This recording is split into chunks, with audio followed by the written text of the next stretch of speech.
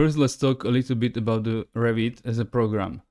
So Revit as a program is working on a single project file that has all the information that it is needed for the construction documentation. It contains the geometry as well as the information about that geometry. One of the fundamentals of Revit is that it is automatically updating to make changes to the project as easy as possible. The name Revit even comes from that fact because it is a shortcut of revise instantly. So as you can see here in this really simple project demonstration, I have a building, and if I select my wall and let's say that I will move it, now you can see that I've moved it in my floor plan and it is automatically being updated in my section as well as in my 3D view. Also, elements that are connected to this wall, in this example roof, are automatically being updated when I moved the wall. You can imagine this as this building is a database and is existing inside of the Revit as a program, and the views here are only like taking the information from this database and generating me the views based on what it is stored here. So this way you can see that if I move this section view, take a look at here, it will be automatically updating based on the movement of the section. So you can see that now it updates with the section through the roof, and also I'm not seeing my windows now. If I move the section view outside of the building, you can see that it updates again accordingly. So this is the most important feature of the Revit, that all the changes are automatically being updated between all of the views inside of your Revit project. So it is easier to manage and change things. Next, let's talk a little bit about the terminology in Revit, because inside of the Revit project consists of elements. So let's now talk a little bit about those elements. So everything that is in the project is a Revit element. Then these elements are being divided into model elements, which you can imagine as 3D representation of the geometry in the project. For example, walls, doors, and windows. Then there are datum elements, which help define project context. For example, grids and levels. And then there are view-specific elements, for example, dimensions, text, and text nodes. Model elements and datum elements are so-called 3D elements, and they are visible in all views. What that means is that, for example, here, if I select my wall, you can see that I can see it in a floor plan, in section view, as well as in the 3D view. So if I create a new wall, for example here, you can see that while I created it, it automatically is being shown in section view as well as in 3D views. Then there are view-specific elements, which are only visible in view where you create them. What that means is that, for example, here in my floor plan, I have this text node, and you can see that I can see it only in the floor plan and not in other views. And if I create a new text node, for example, here in this section view, let's go with the node 2, you can see that I can see it only in the section and not in any other view. Then the Revit elements in Revit are organized into so-called categories. The category is a group of elements with similar properties and functionality. In this example, you can see that I have a category of a furniture, which you can as well see in the properties palette that tells you that this is a furniture category. Then these categories are further defined into families, which define groups with more specific properties. In this example, I have a family of a work desk. So you can see that I have a category of a furniture and family of a work desk. Another example of a family would be a chair. Then there are family types. which has specific set of values for specific set of parameters. In this example, I have a work desk of a type 600 to 1200 millimeters, and then I have another type of 600 to 1600 millimeters. And then at last you have family instances or element instances, which is the object that is being placed inside of the project. In this example, the 3D representation of my work desk 600 to 1600 millimeters.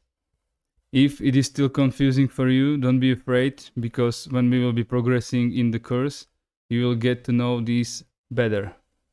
Okay, now when you open your Revit program, you will see something like this, which is called Start Screen. And here you can see your recent files for the Revit projects and your recent files for the Revit families. You can open existing projects from here or create a new one. The same thing you can do for the families. We will go and we will create, in this example, a new project which will be based on the default metric English template. You should have this template already installed in your project when you install the Revit 2024 program on your computer. So hit OK. And this is the user interface you will see when you open the Revit project for the first time. Now we will talk a little bit about the user interface. So the most important thing is this ribbon here, which contains all of the commands you need for working inside of the Revit program. This ribbon consists of different tabs, which let you find commands which have similar functionality more easily.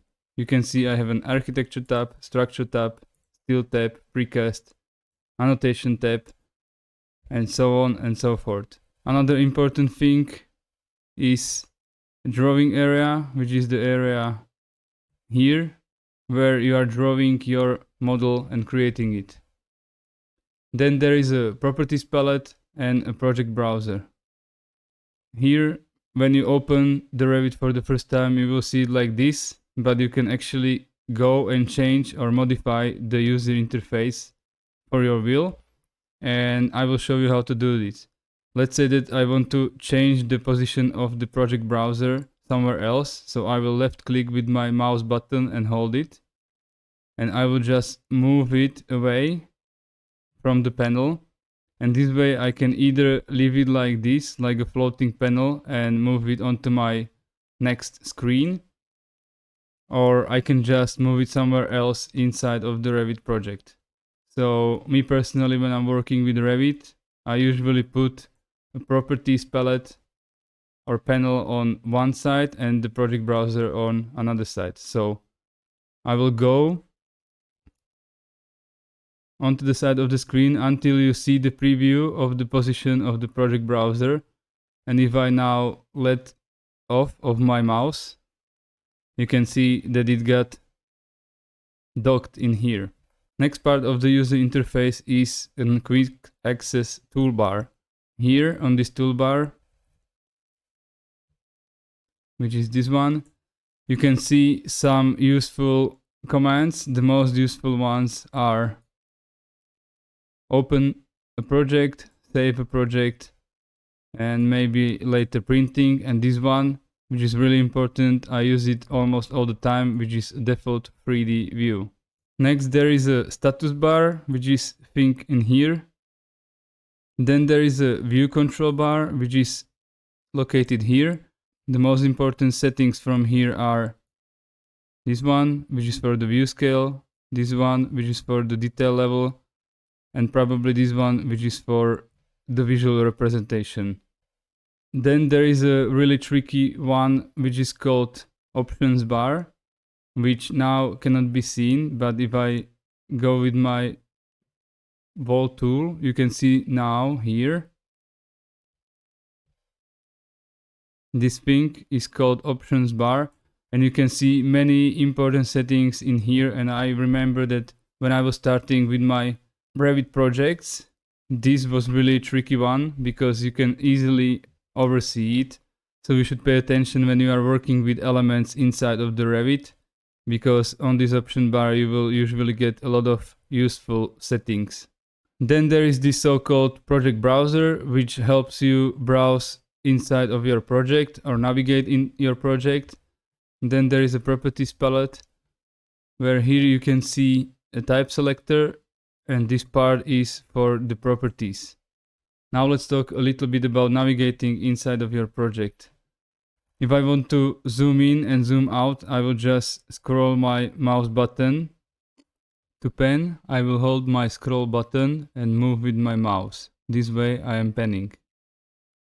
If I go to my 3D view, which I can do with the default 3D view command here, and I want to rotate the view, I need to hold down the scroll button, press Shift key, and by holding them both, if I move my mouse, I can rotate inside of the Revit project.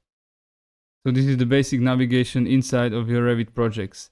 In your 3D views, you can also use your view cube, which can be found here, where you can just use it to take you to the predefined positions, which can be useful sometimes. Next, to navigate inside of your project between different views and so on, you can use your project browser. So if you take a look here, you can see that I have different floor plans, different ceiling plans, some 3D views, which is the 3D view I have just now created, and some elevations. So if I want to go to my level 1, I can just double click it and I'm here. I can open the level 2, the side view, also ceiling plans, and when you are working in your project, many times you will have many tabs like this opened. So it can happen that you will have more tabs open than can actually fit in here. So if you need to move between those tabs now, but you cannot see them, you can go in here. I will zoom this thing here. If you click it, you can choose from all of the views that are opened in this project. So I can go to my level 1 even though I cannot see it in the tabs here. The next really important and handy feature, which I'm using almost all the time, is here, close inactive views. This one. And as you will see, if I hit it, it will close all of the open views except the one which I have now active. You can see your active view also in the project browser because it will be in bold. You can see that these others are not in bold, so they are not active.